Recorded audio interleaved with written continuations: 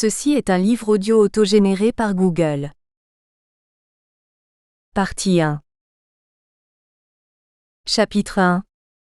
Théorie et concepts sur l'intelligence humaine. 1. Le débat autour de la question de l'intelligence. La déficience intellectuelle constitue le domaine privilégié pour la confrontation des thèses au sujet de l'intelligence humaine. Ce champ est aujourd'hui largement occupé par les théories et concepts issus des sciences cognitives. Un débat qui fait couler beaucoup d'encre dans la psychologie académique, c'est celui du statut du concept d'intelligence. L'intelligence pour certains, et non des moindres, est mesurable, quantifiable et objectivable. Pour d'autres, l'intelligence est un produit. Elle est le résultat de l'interaction d'un organisme vivant et de son habitat. Il n'y a pas une intelligence, mais des intelligences multiples.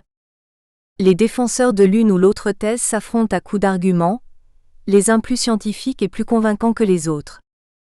Face à ce débat, le praticien dans le domaine de la déficience intellectuelle reste médusé. L'intelligence est une sorte de conglomérat d'aptitudes humaines qui, mélangées à des doses suffisantes, permettent à tout individu d'intégrer sa communauté de pairs et de s'y adapter.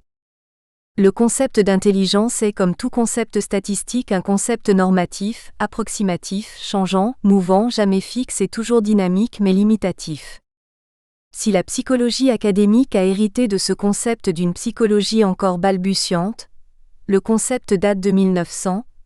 Aujourd'hui, aucun psychologue digne de ce nom ni aucun cursus de psychologie universitaire ne peut l'ignorer ou s'en passer. Car le concept possède une attirance intrinsèque et permet aujourd'hui aux psychologues d'opérer nombre d'actes professionnels qui lui sont adressés en tant que spécialiste du comportement humain. Processus de sélection et de classification dans le champ des ressources humaines, à l'armée, dans l'industrie ou à l'école, etc.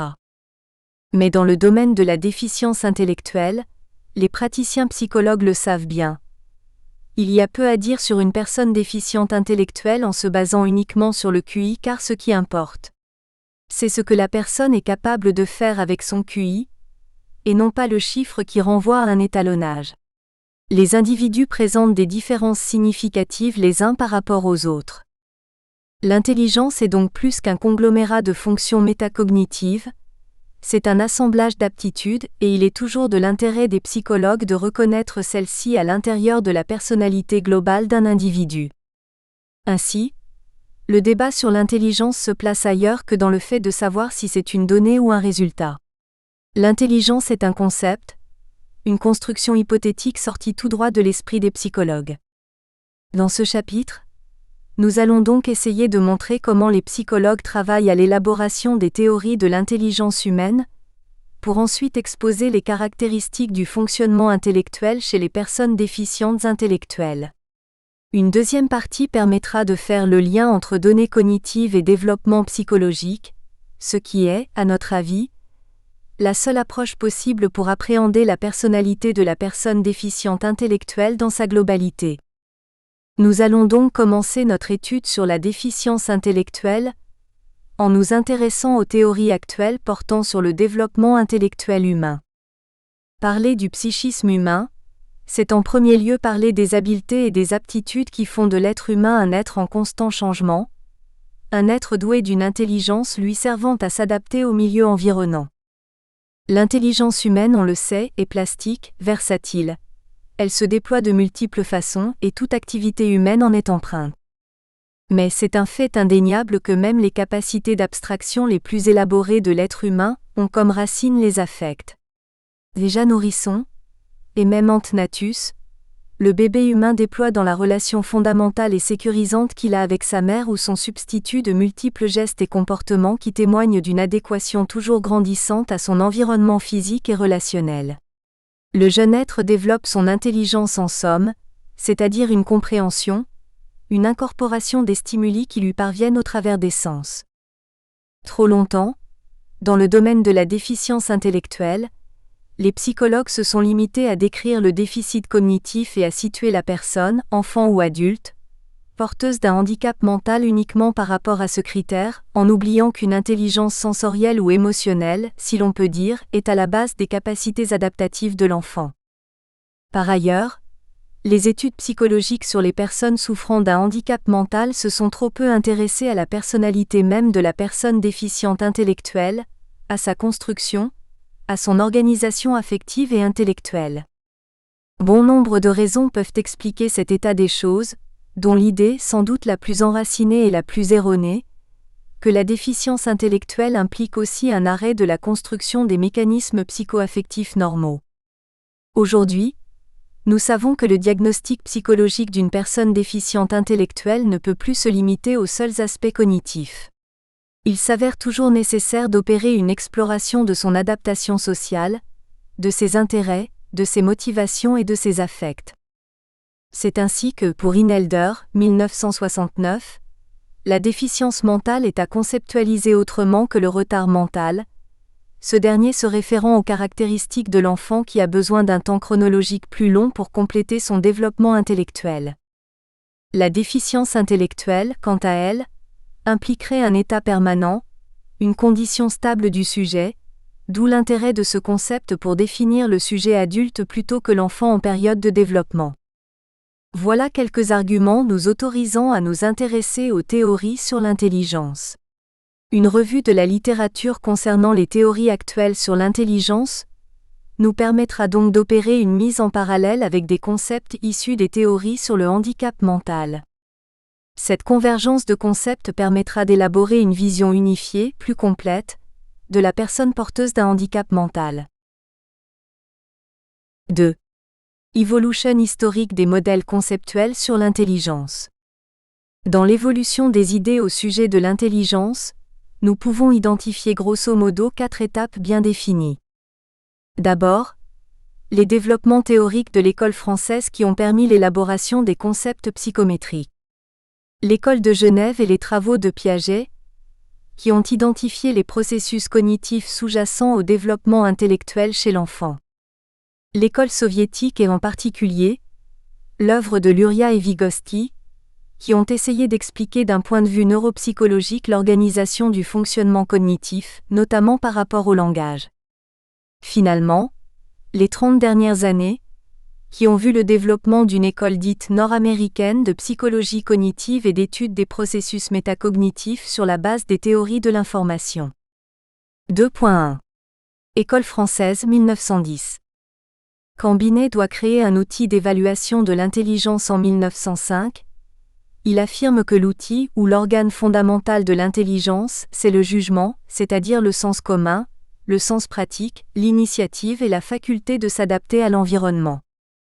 En 1909, Binet postule que l'intelligence se résume par 4 mots. Compréhension, capacité à intégrer des concepts. Invention, capacité à résoudre des problèmes.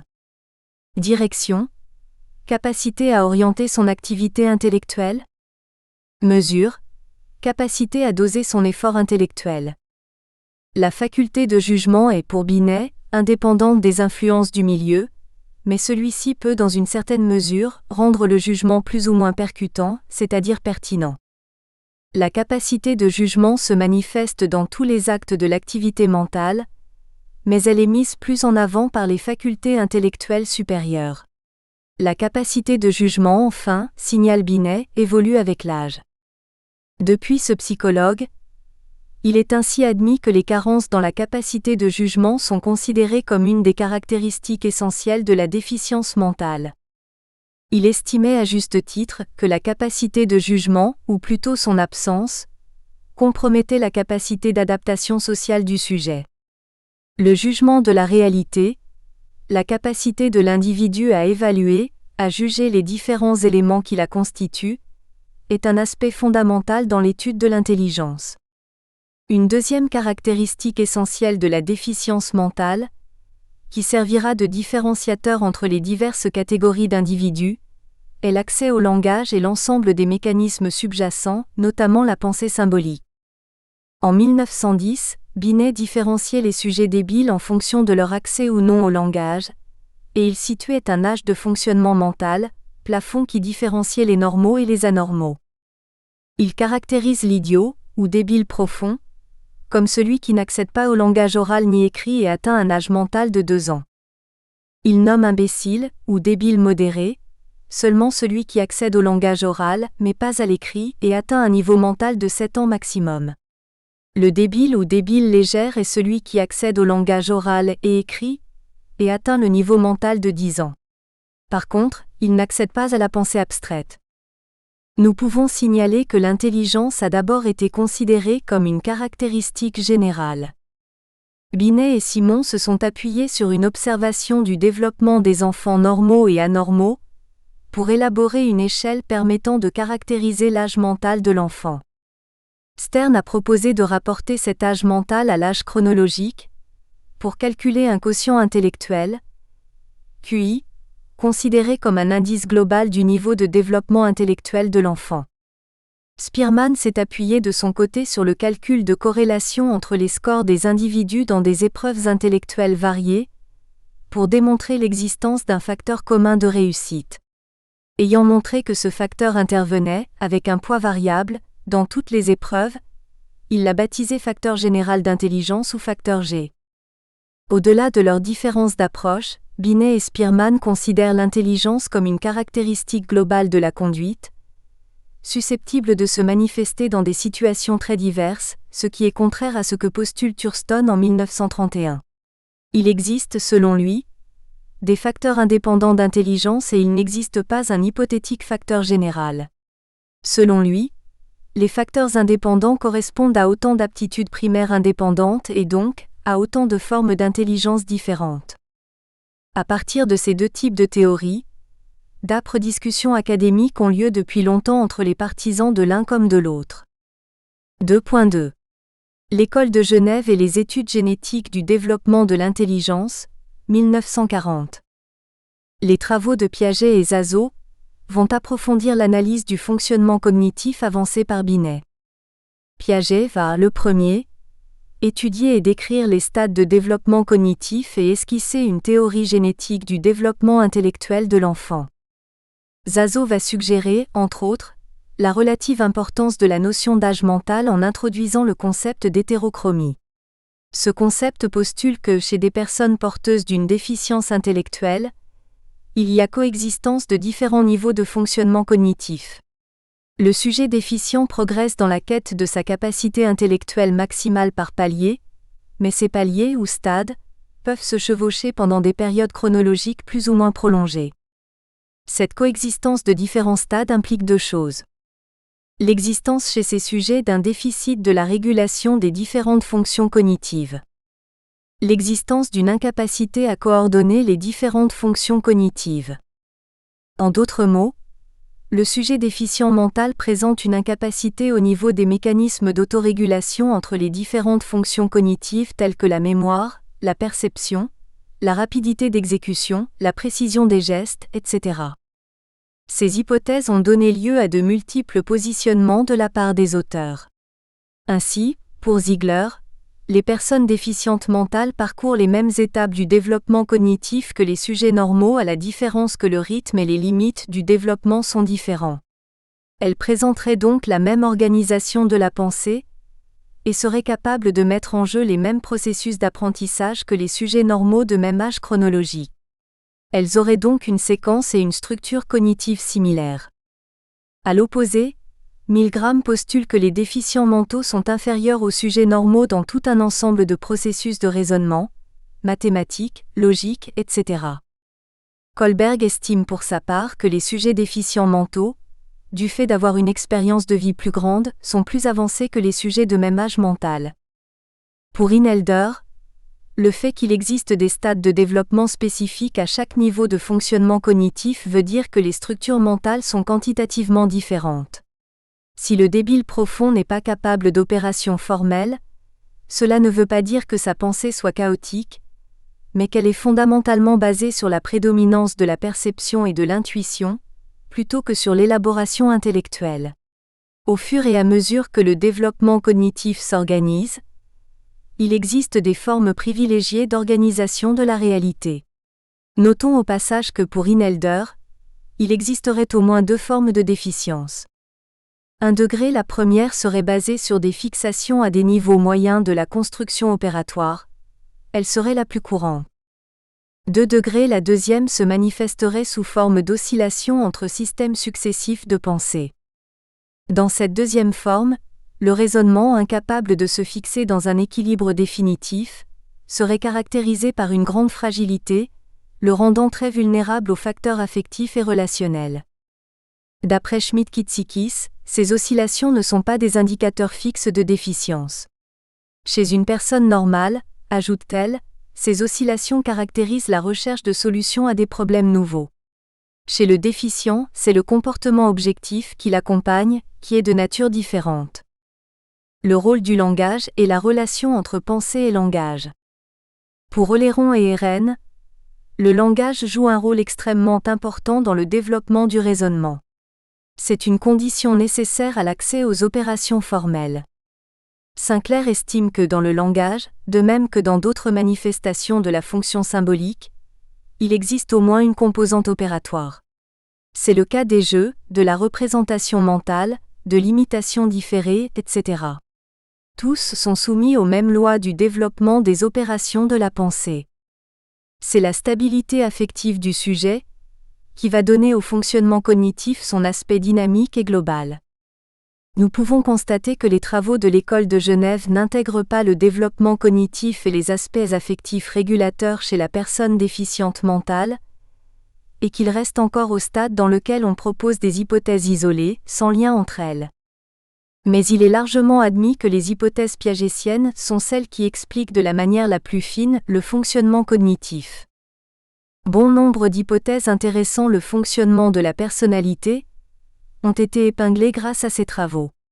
Elles nous permettront d'étayer notre hypothèse qui est de situer le fonctionnement psychologique du sujet déficient mental à l'intérieur de la construction de sa personnalité, mais avant d'y parvenir, il est nécessaire d'aborder les travaux des défectologues russes, Luria, Vygotsky, Stenov, qui ont une teinte plus neurophysiologique.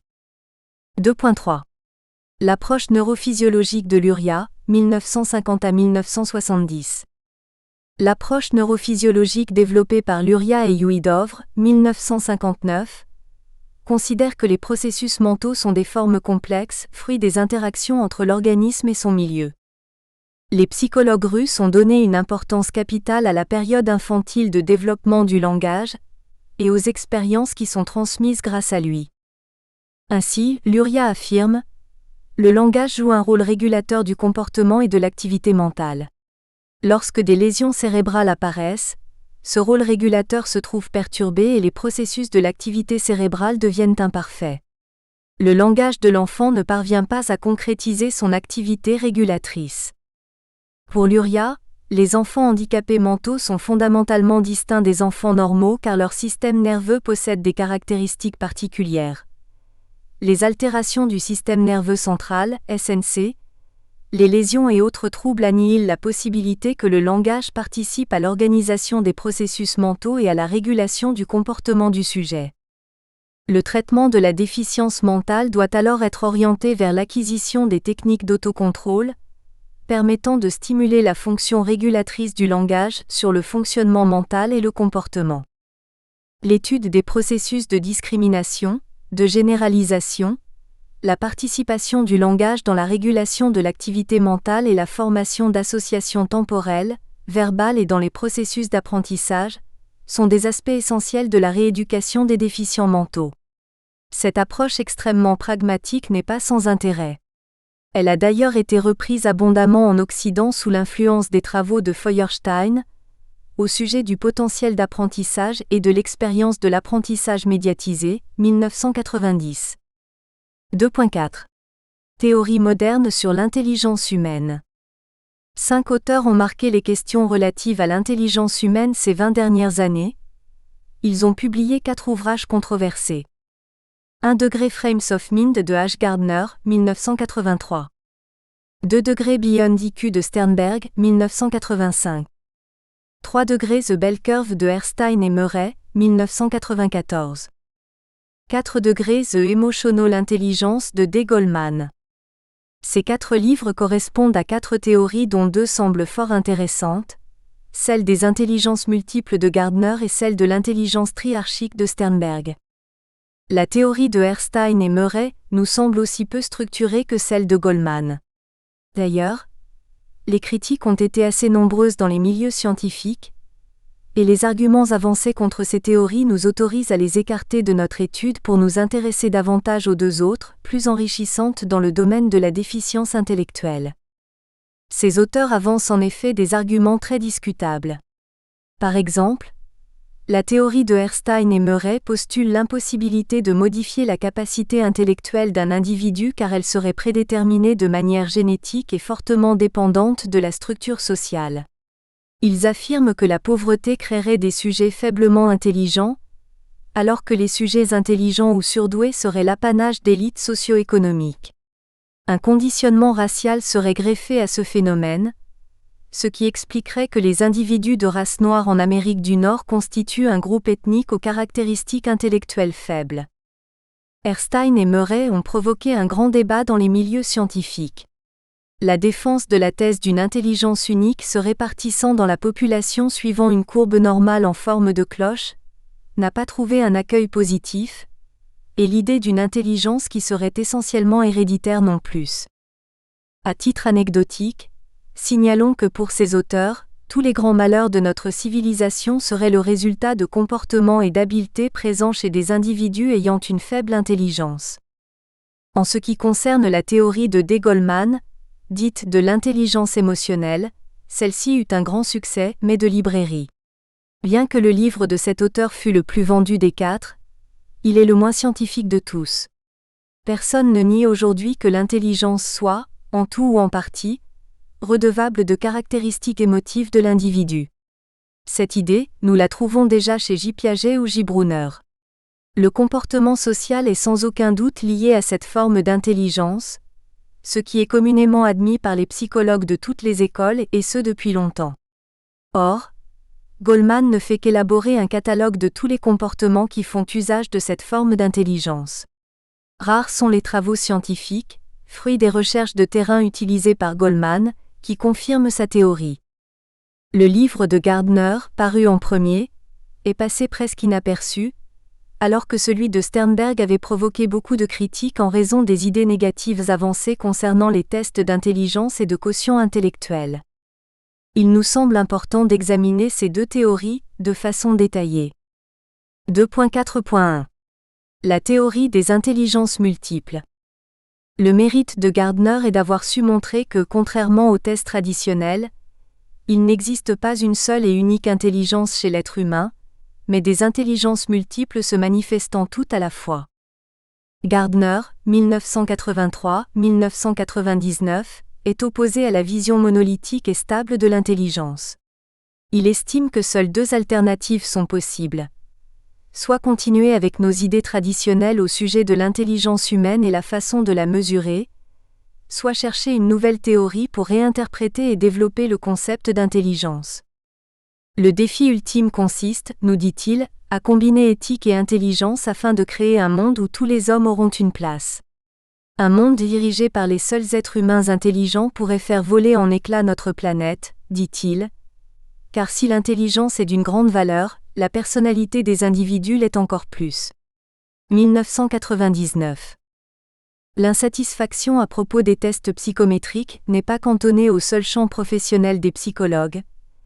Les chercheurs en neurosciences se méfient des hypothèses psychologiques à propos de l'intelligence et considèrent qu'il serait plus logique de penser que le cerveau possède une quantité indéfinie de capacités intellectuelles qui devront un jour être étudiées. Pinker, 1997. Les sciences de l'information, cybernétique, et les spécialistes en intelligence artificielle ont avancé des arguments à l'encontre de l'existence d'une seule et unique intelligence de caractère général. Selon eux, le développement d'une machine ayant une intelligence générale semble aujourd'hui un objectif impossible à obtenir. La théorie de l'intelligence multiple, IM de Gardner, 1983, a contribué, à côté d'autres théories, à changer notre point de vue traditionnel au sujet de l'intelligence humaine qui est exclusivement focalisée sur la notion de quotient intellectuel. Cette théorie a ouvert de nouveaux espaces dans le champ de l'intervention éducative, où les objectifs visent l'amélioration de l'éducation et du fonctionnement cognitif des personnes en situation d'apprentissage. Parmi les ouvrages de référence de Gardner, on compte Frames of Mind, 1983, Intelligence Reframed, 1999, et The Multiple Intelligence After 20 Years, 2005. Gardner a toujours exprimé son insatisfaction face à la définition de l'intelligence humaine, réduite selon lui à une vision orthodoxe d'une intelligence unique définie par le quotient intellectuel, ce dernier pouvant changer en fonction des critères standardisés énoncés par des psychologues, Guilford, 1967, Thurston, 1939 et Sternberg, 1985. Ce dernier en particulier défend le caractère tri-hiérarchique de l'intelligence, allant au-delà de la conception monolithique de l'intelligence. Il adopte une vision pluraliste qui décrit les habiletés cognitives en termes d'un ensemble d'intelligence parfaitement défini. D'autre part, à la différence des psychologues ayant pris parti pour une intelligence stable et non modifiable dès la naissance, Erstein et Murray, 1994, Gardner conçoit l'intelligence comme quelque chose qui change et se développe en fonction des expériences que l'individu peut avoir tout au long de son existence. Dans la même orientation, d'autres chercheurs tels que Feuerstein, Rand, Hoffman et Miller, 1980, considèrent que l'intelligence est le résultat de l'interaction entre les facteurs biologiques et environnementaux et par conséquent tout à fait éducable, entraînable et modifiable. De même que d'autres caractéristiques personnelles, l'intelligence dépend en quelque sorte du contexte. Brown, Collins, Duguaidy, 1989. Rennick, 1976, d'où l'intérêt des éléments contextuels et éducatifs dans l'étude de l'intelligence. Gardner s'écarte de l'orthodoxie, autant en ce qui concerne le postulat de l'existence d'une intelligence unique, que de la manière dont il faudrait l'identifier, c'est-à-dire les tests. Pour lui, il vaut mieux définir l'être humain en affirmant qu'il possède une série d'intelligences relativement indépendantes les unes des autres au lieu d'affirmer qu'il en possède une seule, et que celle-ci est définie par le quotient intellectuel. Il s'agit d'une approche rationnelle qui ne s'appuie pas sur la recherche quantitative et empirique, mais plutôt sur une analyse factorielle plus subjective. Concrètement, Gardner, 1983-1999, affirme qu'il y a 8 types d'intelligence: linguistique, logico-mathématique, spatiale, corporelle, kinesthésique, musicale, interpersonnelle et naturelle. Ces dernières années, 2005, il a ajouté une 9e forme d'intelligence, l'intelligence existentielle. Pour Gardner, chaque individu possède ces 8 ou 9 formes d'intelligence et la plupart des personnes peuvent développer chacune de ces intelligences jusqu'à un niveau adéquat de compétence. En somme, Gardner postule que ces intelligences fonctionnent habituellement ensemble et sont en constante interaction. N'importe quelle activité humaine intelligente démontre que dans son exécution, ces multiples intelligences s'activent. Elles sont indépendantes les unes des autres, mais elles agissent ensemble. Par exemple, un bon danseur sera brillant seulement s'il possède une bonne intelligence musicale pour comprendre les rythmes musicaux, une intelligence interpersonnelle pour comprendre comment faire pour gagner son public avec ses mouvements sur scène, et une bonne intelligence kinesthésique et corporelle pour lui donner l'agilité et la grâce nécessaires à ses mouvements, et de cette manière lui assurer le succès. Gardner, 1983, définit l'intelligence comme étant la capacité à résoudre des problèmes ou créer des produits qui possèdent une valeur dans une ou plusieurs cultures. En 1999, il ajoute: l'intelligence est un potentiel biopsychologique pour l'analyse de l'information qui peut être activée dans un cadre culturel afin de résoudre des problèmes, résolution des tâches ou créer des produits qui ont une valeur pour la culture. Ce changement signifie que les intelligences ne sont pas des choses qui peuvent se voir ou se compter, ce sont des potentiels neuroniques, qui probablement sont activés ou inactifs en fonction des valeurs d'une culture et des décisions prises par chaque individu, sa famille ou ses maîtres et tous les individus qui sont en interaction avec lui. En conclusion, Gardner affirme que les êtres humains sont doués de multiples intelligences et d'un profil différentiel de celles-ci. Il souligne l'existence de 3 défis futurs de la recherche en ce domaine. Une vision plus large de l'esprit humain. Le dépassement des instruments de mesure standardisés de type questions courtes, remplacés par des démonstrations de la vie réelle ou des simulations virtuelles. L'utilisation du concept d'intelligence multiple dans le champ de l'éducation et de l'évaluation psychométrique. Gardner soutient que la base de l'intelligence est double, biologique et culturel. D'après les recherches en neurologie, différents types d'apprentissage se concrétisent dans les connexions synaptiques du cerveau, de sorte qu'une lésion, par exemple dans l'aire de Broca, se traduit par une perte de la capacité de communiquer verbalement, mais ne détruit pas la capacité de la compréhension syntaxique. La culture joue également un rôle important dans le développement de l'intelligence. Toutes les sociétés valorisent différentes classes d'intelligence.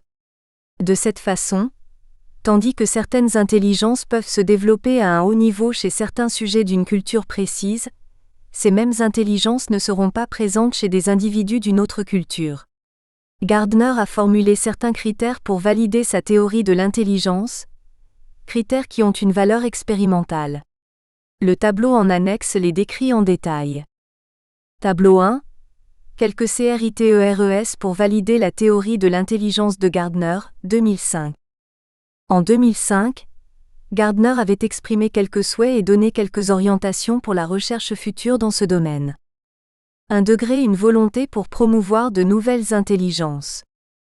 2 degrés étudier les formes d'émergence des domaines de la connaissance, comment ils se configurent, c'est-à-dire comment l'esprit humain fait face aux études interdisciplinaires.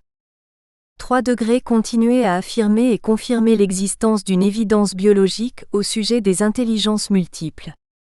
L'esprit, le cerveau humain, est une structure hautement différenciée, ce qui est totalement en désaccord avec l'idée d'une intelligence définie par le quotient intellectuel. Gardner propose l'étude de l'intelligence humaine en relation avec notre connaissance biologique d'un côté, et notre connaissance sur les pratiques sociales de l'autre. La théorie des intelligences multiples peut mieux expliquer les mouvements diachroniques des habiletés cognitives, chez les personnes déficientes intellectuelles. Critique de la théorie de Gardner. Elles sont au nombre de 4. La difficulté des psychologues à se passer aujourd'hui des tests psychométriques, dans le cadre normatif et diagnostique de l'établissement d'un quotient intellectuel. Réticence de la part des psychologues à appeler intelligence, ce qui n'est à leurs yeux que talents individuels. Absence d'une batterie de tests pour mesurer les différentes intelligences décrites par Gardner. Absence de corrélation entre les différentes capacités de l'individu et les intelligences décrites par Gardner. Mais rappelons-le, les travaux dans le domaine des neurosciences et en particulier les études sur le fonctionnement du cerveau soutiennent l'idée de l'existence d'intelligences multiples. Gardner, en 2005, affirmait ne pas craindre ces critiques, car, dit-il, appeler intelligence ou talent une capacité humaine est envisageable pour lui, à condition que l'on appelle aussi talent le raisonnement logique ou linguistique. Pour lui, l'intelligence n'a jamais été rigoureusement définie, 1983.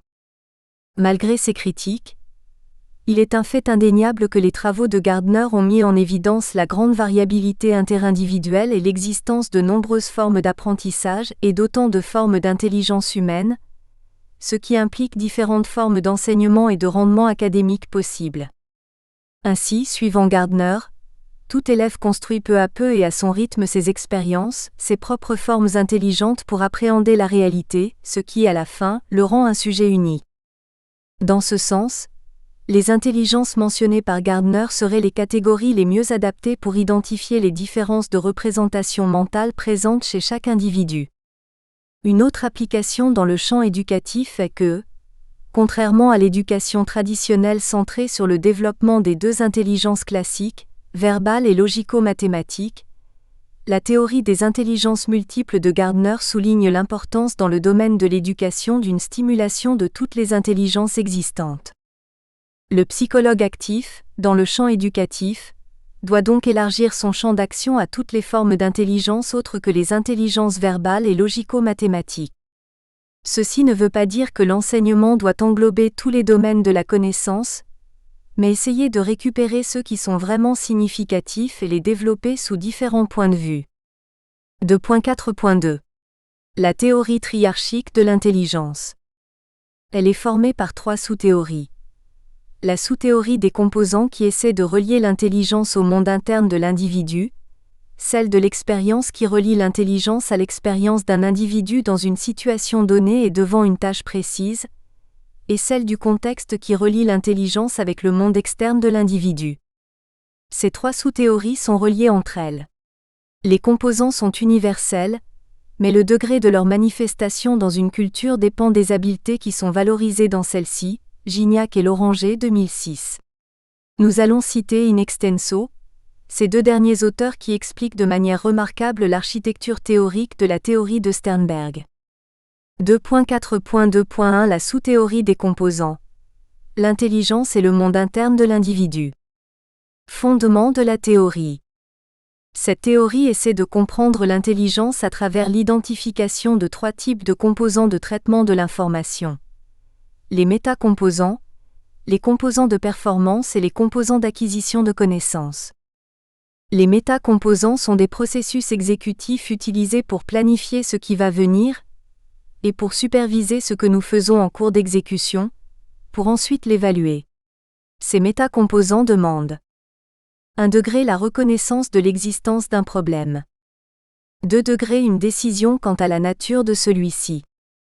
3 degrés une sélection d'un ensemble de processus de plus bas niveau pour résoudre celui-ci. 4 degrés la sélection d'une stratégie dans laquelle nous combinons ces composants. 5 degrés la sélection d'une représentation mentale sur laquelle ces composants et cette stratégie peuvent agir. 6 degrés l'allocation de nos ressources mentales. 7 degrés la supervision de notre résolution du problème. 8 degrés l'évaluation de notre solution. Nous allons développer ces différents aspects. La nature du problème. Lorsqu'un sujet doit résoudre un problème, il faut au départ qu'il sache reconnaître l'existence de celui-ci, identifier sa nature, trouver ce qu'il y a à résoudre dans le problème, c'est-à-dire identifier, sélectionner en quoi il consiste, ses parties, ses données, ce qui manque. Une des distinctions majeures entre les personnes normales et celles porteuses d'un handicap mental, c'est que ces dernières doivent explicitement être informées sur ce qui doit être résolu dans le problème et sur les procédures à suivre pour parvenir à le résoudre. La sélection d'une stratégie. Suite aux travaux sur l'identification des composants de résolution de problèmes et de stratégie, des études ont montré que la sélection de stratégies répondait à différents critères. Parmi ces critères, nous pouvons trouver les règles d'association mentale, emmagasinées dans la mémoire à long terme, les habiletés spatiales, verbales ou autres et toute habileté de haut niveau chez l'individu. Pour Sternberg, la sélection d'une stratégie est importante pour comprendre la performance dans des tâches d'intelligence autant que l'efficacité même de la stratégie en question. La sélection d'une représentation mentale. Étroitement liée à la sélection d'une stratégie, elle concerne la façon dont s'est structurée l'information en mémoire. Elle peut avoir une influence sur le choix possible des stratégies utilisées pour agir sur cette information. L'allocation de nos ressources mentales. Ce sont les allocations des ressources d'attention, c'est-à-dire le temps passé à élaborer une stratégie globale dans la planification d'une solution à un problème donné. Selon Sternberg, ceux qui allouent le plus de temps sont ceux qui sont les plus habiles à résoudre des problèmes, et qui seront aussi ceux qui auront le plus de chances de les résoudre efficacement. Lorsqu'il s'agit de tâches spécifiques, comme par exemple l'établissement d'analogies, les sujets les plus habiles passent plus de temps à l'encodage des données du problème.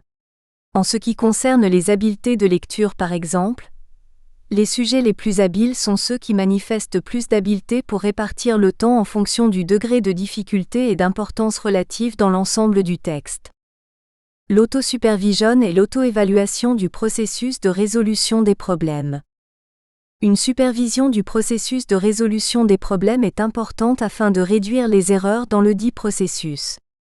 Par exemple, revenir en arrière pour examiner les conséquences de nos processus de résolution de problèmes permet de diminuer la distance séparant le point initial et le point final d'une tâche cognitive quelconque. Les composants de performance. Ce sont des processus qui exécutent les instructions des métacomposants. Alors que le nombre de métacomposants impliqués dans une tâche est limité, les composants de performance ont souvent une plus grande quantité de processus.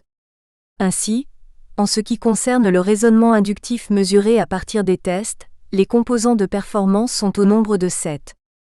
Encodage. Inférence. Mapping.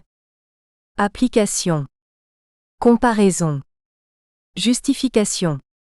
Réponse. Exemple à partir de l'analyse d'une proposition analogique, l'avocat est au client ce que le médecin est au patient. À la médecine. L'encodage, recherche dans la mémoire sémantique des attributs qui sont potentiellement pertinents pour la solution de l'analogie. L'inférence consiste en l'identification de la relation entre les deux termes de l'analogie que sont le mot avocat et client. Le mapping, nous découvrons les relations d'ordre supérieur qui relient la première moitié de l'analogie, celle débutant par l'avocat, et la seconde moitié, celle débutant par le médecin. L'application, nous transposons la relation inférée de la première partie à la deuxième partie de l'analogie, générant ainsi une réponse possible au problème. La comparaison, nous comparons chacune des réponses suggérées à celle générée mentalement pour vérifier si elle est appropriée. La justification, utilisée en option si aucune des réponses possibles proposées dans les données du problème ne correspond à la solution générée mentalement. Problème en relation avec les composants de performance. Leur accroissement indéfini peut être une difficulté. Sternberg remarque très judicieusement qu'il vaut mieux se concentrer sur des composants très généraux qui sont partagés par un très grand nombre de tâches, que multiplier les composants à l'infini, pour obtenir plus de finesse d'analyse. Les composants d'acquisition de connaissances. Ils sont utilisés pour apprendre comment faire, c'est-à-dire pour apprendre ce que les métacomposants et les composants de performance font éventuellement. Il existe 3 types de composants d'acquisition de connaissances. L'encodage sélectif. La combinaison sélective. La comparaison sélective. L'encodage sélectif. Il permet de sélectionner parmi les nouvelles informations celles qui ont un rapport avec la tâche ou le but poursuivi, et de rejeter celles qui n'en ont pas. La combinaison sélective. Les informations pertinentes choisies doivent être combinées de façon à former un tout cohérent à l'intérieur d'une nouvelle structure de connaissances. La comparaison sélective. Cette composante consiste à comparer la nouvelle information à l'ancienne de façon à l'adjoindre à la structure d'information existante, si l'information nouvelle le mérite. Différentes études ont montré qu'en ce qui concerne l'apprentissage du vocabulaire, ceux qui possèdent déjà un bon vocabulaire ont plus d'habileté pour utiliser des composants d'acquisition de connaissances en situation d'apprentissage du vocabulaire, ce qui reste un des aspects majeurs de l'intelligence et de son développement. Les différents composants de l'intelligence travaillent en harmonie dans un schéma où les métacomposants A dirigent les composants de performance, B, et d'acquisition de connaissances, C, qui à leur tour et par rétroaction sont reliés aux métacomposants dans un système de boucles. M6 et PCAC. Cependant, ces composants sont insuffisants pour comprendre l'intelligence. Il faut englober les relations existant entre l'expérience de l'individu et son intelligence. 2.4.2.2 La sous-théorie de l'expérience. L'intelligence et l'expérience sont intimement liées. Selon la théorie de l'expérience de Sternberg, les composants ne sont pas tous de bonnes mesures de l'intelligence. Il faut aussi évaluer les niveaux d'expérience auxquels ils s'adressent. Cette approche correspond au concept de zone proximale de développement de Vygotsky, c'est-à-dire la différence existant entre ce que le sujet peut réaliser seul et ce qu'il peut réaliser avec une aide. Des scripts et des schémas ont parfois acquis un certain degré d'automatisation dans notre cerveau. C'est pourquoi ils ne sont pas de bonnes mesures de l'intelligence. Une meilleure façon consiste à considérer les situations relativement nouvelles et celles qui sont en voie d'être automatisées. La mesure d'automatisation est un très bon critère pour mesurer l'intelligence.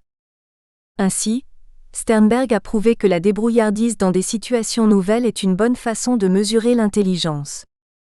L'automaticité ou habileté à automatiser le traitement de l'information est un des facteurs les plus importants de l'intelligence. Plus l'individu présente une habileté de ce type, plus grande est sa performance à des tests d'analogie et plus son intelligence générale croît avec la pratique, alors que les performances dans ce type de test deviennent de plus en plus automatisées. Les habiletés de lecture sont aussi très dépendantes de l'automaticité aussi bien en ce qui concerne les ressources d'attention que les processus de compréhension. La vitesse d'exécution joue également un rôle dans l'intelligence. Ici, L'automaticité est un facteur positivement corrélé avec la vitesse d'exécution d'une tâche. En conclusion, l'habileté à s'en sortir dans un contexte nouveau et celle associée à l'automaticité sont reliées et constituent de très bons indicateurs d'une intelligence supérieure. 2.4.2.3 La sous-théorie du contexte. Elle conceptualise la relation existant entre l'intelligence et le monde externe de l'individu. L'activité intelligente poursuit toujours un ou plusieurs des trois buts suivants. 1 degré l'adaptation à l'environnement. 2 degrés la maîtrise de l'environnement. 3 degrés la sélection de l'environnement. 1 degré l'adaptation. La plupart des comportements intelligents se manifestent dans le but de s'adapter à un environnement. Il doit donc exister une valorisation différentielle des habiletés en fonction des cultures, pour arriver à une mesure appropriée de l'intelligence. 2 degrés la maîtrise de l'environnement. Elle est souvent utilisée comme solution de rechange à l'adaptation. Celui qui ne peut s'adapter à l'environnement essaiera d'adapter l'environnement à lui. Ceci peut être vu comme une sorte de raffinement de l'intelligence, avancement scientifique et ou technologique. 3 degrés la sélection de l'environnement. Ceci implique la renonciation de son environnement en faveur d'un autre environnement utilisé là où la maîtrise et l'adaptation ont échoué. 2.4.3 Fondement et implication de la théorie des intelligences multiples et de la théorie triarchique dans le champ de la déficience intellectuelle. Nous venons de citer les éléments fondamentaux de la théorie des intelligences multiples et de la théorie triarchique. Nous avons pu montrer grâce à ce tour d'horizon au sujet des théories sur l'intelligence que l'intelligence humaine est riche et multiforme, et qu'elle se manifeste dans un large spectre et avec une plasticité étonnante. Il n'y a pas d'intelligence immuable, génétiquement déterminée, où la race, la condition socio-économique ou toute autre variable pourrait décider de son importance ou de son étendue.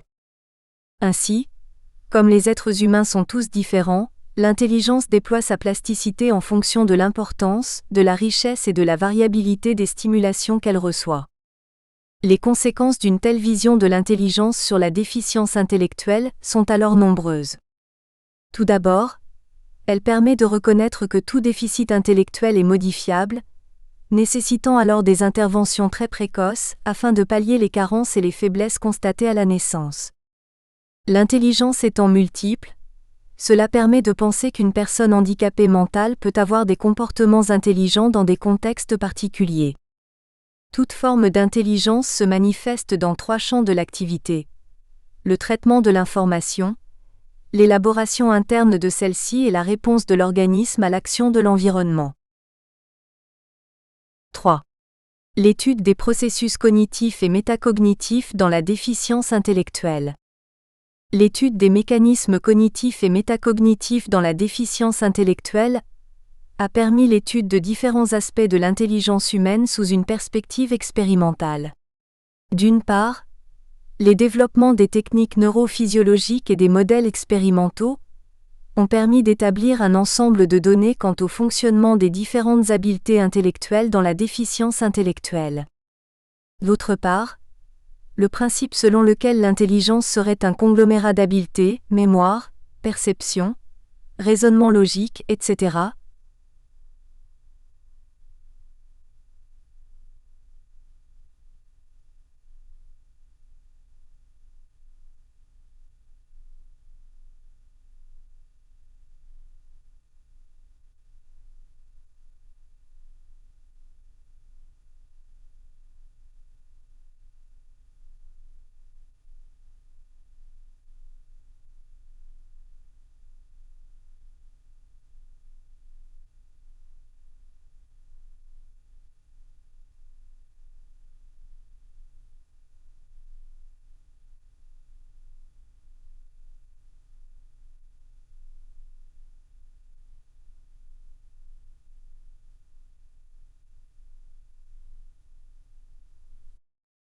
J. Paur a pu établir quelles étaient les caractéristiques des processus cognitifs des sujets présentant un retard mental ou une déficience intellectuelle, enfants retardés et ou adultes ayant une déficience intellectuelle.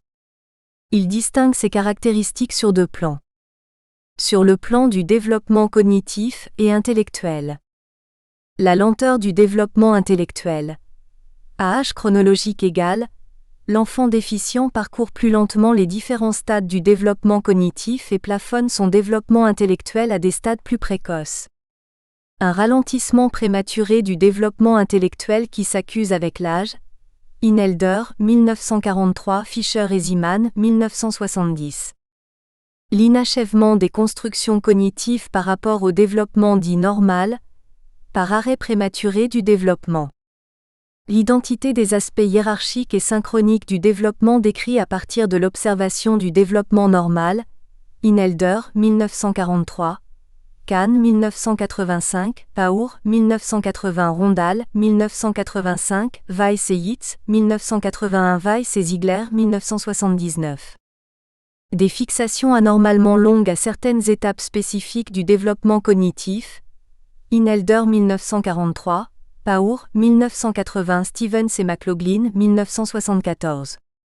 Une relative plasticité développementale de certaines étapes ontogénétiques révélée par l'induction de systèmes généraux de représentation. Paur, 1979, 1980. Sur le plan de l'efficience intellectuelle.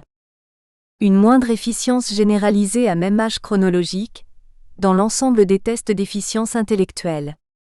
Une moindre efficience des traitements de base de l'information, dans lesquels les stratégies cognitives sont censées ne pas intervenir ou faiblement, observées à même âge chronologique et à un moindre degré à même âge mental. Brewer, 1987.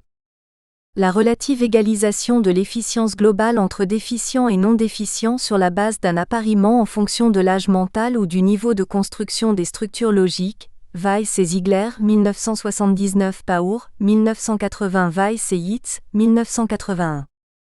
Une variabilité inter- et intra-individuelle plus accusée que dans les groupes non déficients. Des discordances touchant certains domaines du développement. Zazo, 1969. On observe, à âge mental égal, une inversion de ces mêmes discordances chez les enfants brillants. Zazo, 1979. Un manque de stratégie cognitive et métacognitive et une difficulté à les mettre spontanément en œuvre.